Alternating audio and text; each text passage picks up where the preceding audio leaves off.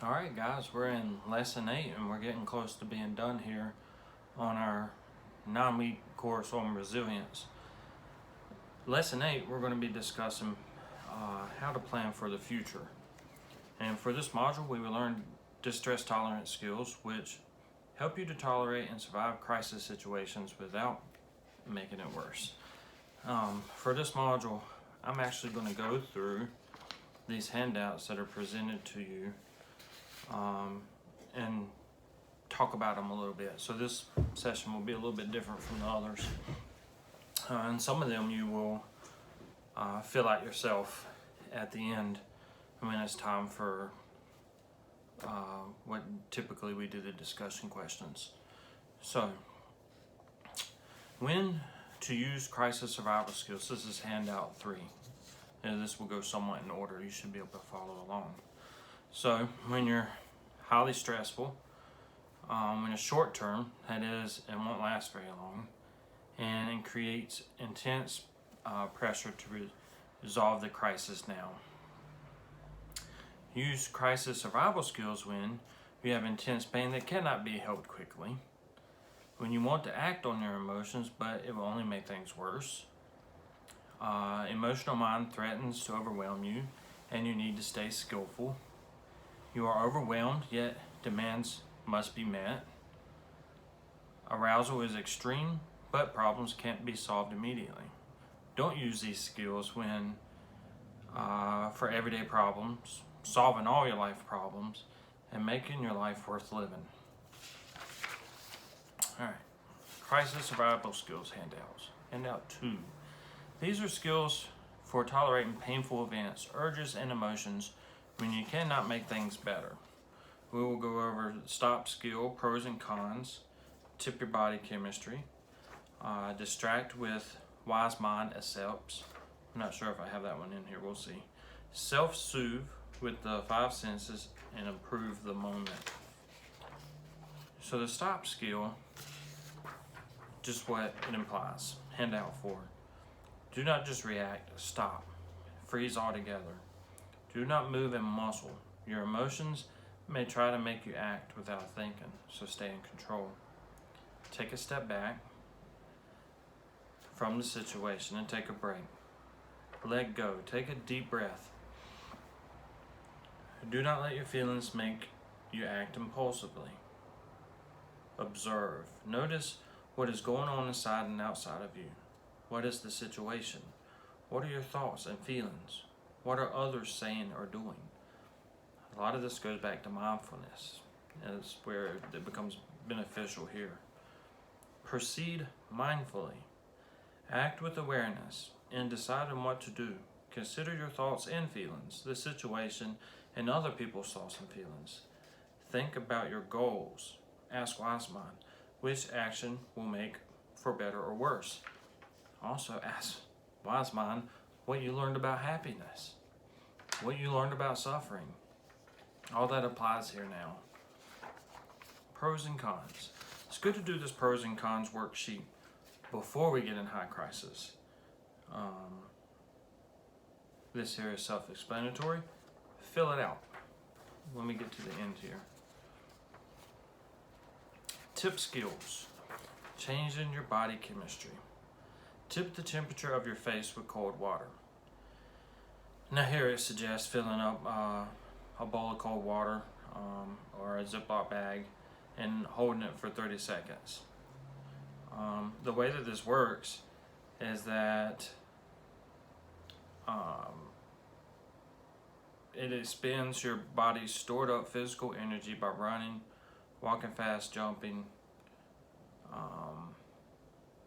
So you don't explain that there. The next handout, 6A, is how it explains that the cold water works. When you put your face into cold water or put a Ziploc bag with cold water on your eyes and upper cheeks and hold your breath, it tells your brain you're diving underwater. I don't know if that's what it tells your brain or not, but it does work. Your heart slows down, the blood flow is non-essential organs is reduced, and the blood flow is redirected to the brain and heart.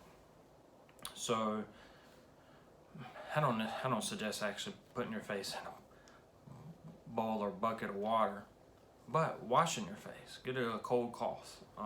That always helps. The same works for when you get home and you wind down at the end of the day. Sometimes just laying in a hot bathtub will do the same thing. But also there's been a lot of studies on cold showers being a benefit to your overall health. Those are difficult to do, and anybody who's done Exodus 90 will know what I'm talking about. I hate cold showers. But anyway, in the very least, you could take a break, go to the bathroom, and wash your face. It's very relaxing.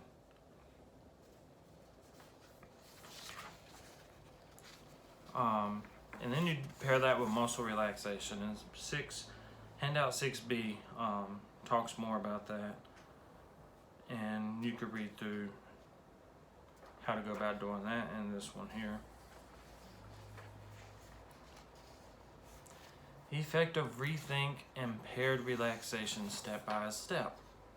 So now taking what you learned from these other handouts, we will pair that with rethink. So what is the stressful event that prompted your emotional arousal?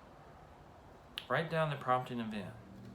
That is often related to distressing emotions and what you want to work on reducing your emotional reaction to. Step 2, ask, what must I be telling myself? That is, what are my interpretations and thoughts about the event that caused such distress and arousal? Write these down. Examples. He hates me. I can't stand this. I can't do this. I'll never make it. I'm out of control. In our next session, you will see where journaling will come in handy here. Step 3, rethink the situation and its meaning in a way that counteracts the thoughts and interpretations, producing stress and distressing emotions. Again, applying all the things that you've already learned. When you're not in the stressful prompting event,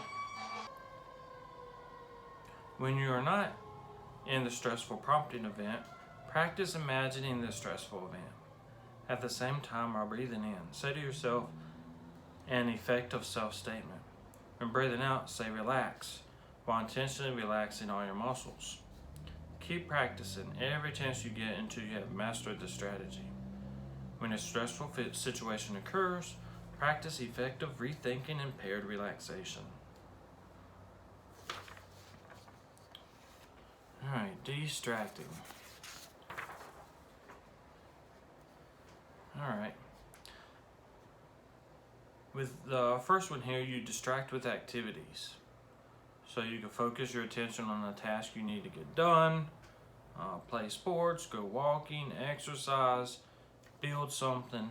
All these things are good. As you know, people who get depressed and down on themselves don't do this. So this is doing the opposite action. Okay? Contributing. Find volunteer work. Give away things that you don't need. Make something nice for someone. This goes with the higher levels of happiness, right? The contributive empathetic happiness that we learned in our very first session. With comparison, compare how you are feeling now to a time when you felt different. A lot of times I tell my clients to imagine their favorite place that brings them most happiness and joy.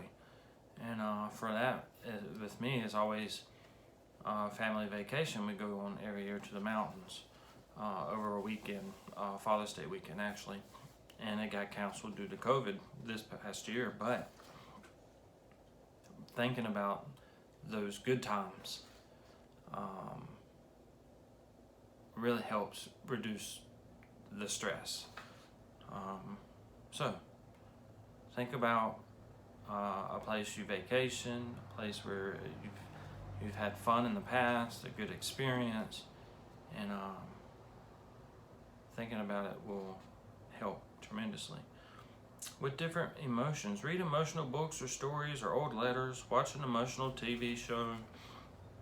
And this goes without saying, Depends on what type of show or books you're reading. Listen to emotional music.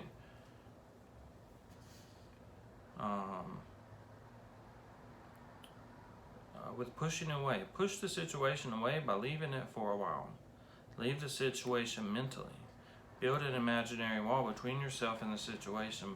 Block thoughts and images in your mind. Notice ruminating. You'll know. And going back to our next lesson, we'll talk some about ruminating and how we won't deal with that. That's actually, again, I'll go more into that, but that's one reason why I don't recommend journaling, is because clients will ruminate on the bad things, but we'll leave that for the next session.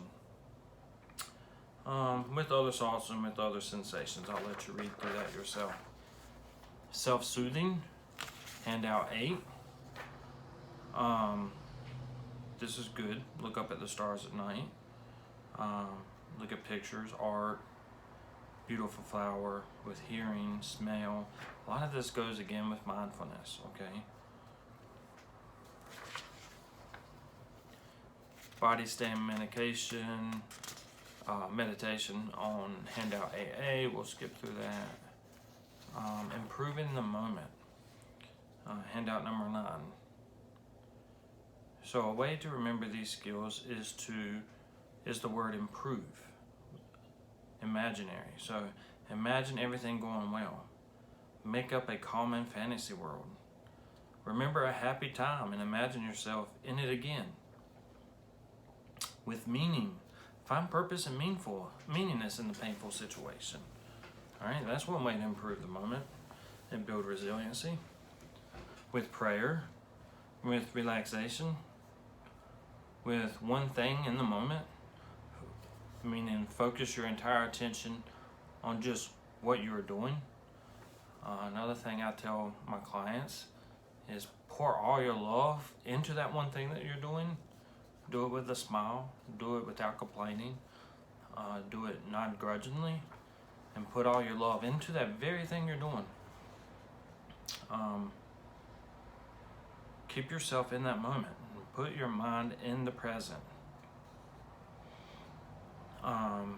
With a brief vacation, give yourself a brief vacation. Get in bed. Go to the beach or the woods for the day. Go on a hike. Go for a walk. And with self-encouragement and rethinking the situation. Handouts for reducing vulnerability to the emotional mind. Alright. Reduce vulnerability to the emotional mind by building a life worth living. Accumulate positive emotions. Build mastery. Cope ahead of time. And take care of your mind by taking care of your body. Alright, so one way we'll skip to handout 16 is build pleasant events. Okay? Now, I think in here you need to go through and check off some of the things that bring about your own happiness. Now, again, this goes without saying, some of these are lower levels of happiness. Some of these are higher level of happiness, and you should consider that when doing it. And you'll read through this. I will remind you that lust is still a sin, and lust will not bring you happiness. So, I don't know which one that is, but you'll see it when you get to it. For the most part, most of these are good for you. Check off the ones that you think will be most beneficial. It's good to know these ahead of time. And even plan these out. Plan out the ones that you could do in this pandemic. Like hiking, sewing, even going on a shopping spree.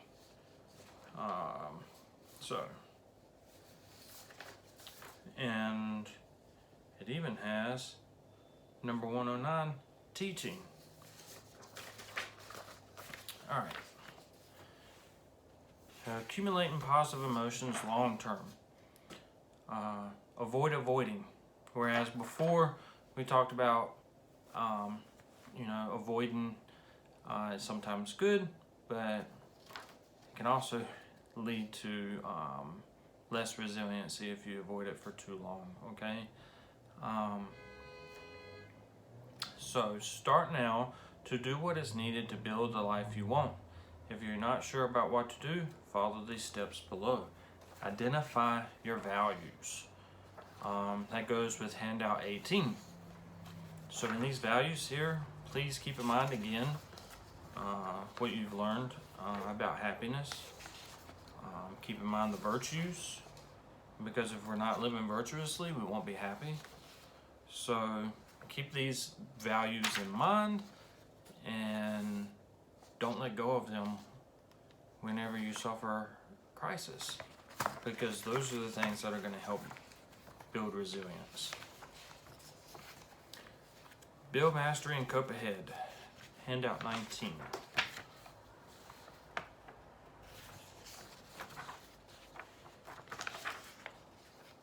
Handout 20. Taking care of your mind by taking care of your body. So we use the PLEASE acronym here. PL is treat physical illnesses, take care of your body, see a doctor when necessary, and take your prescribed medicine as prescribed. E, balance your eating. Don't eat too much or too little. Eat regularly and mindfully throughout the day. Especially in crisis mode, when you're